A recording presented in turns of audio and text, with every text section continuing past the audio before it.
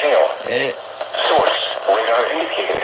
Impact, Excuse me. winds will cause some trees and branches to fall. This could injure those outdoors, as well as damage homes and vehicles. Roadways may become blocked by downed trees.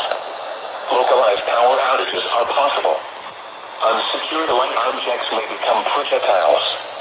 Locations impacted include Annapolis, Crofton, Mail, Shadyside, Naval Academy, Road River, Seven River, South River, Parole, Londontown, Edgewater, Riva, Galesville, Highland Beach, Taylor's Shores, Davidsonville, Navy Marine Corps Stadium, Eastport, Village, and Edgewater Beach.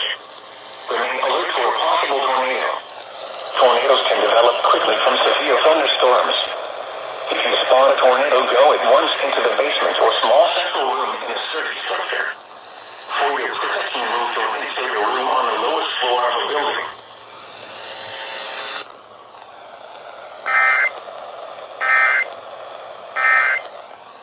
The Baltimore Orioles play here. The Orioles host the New York Mets at Canada. Nice. So, anyway.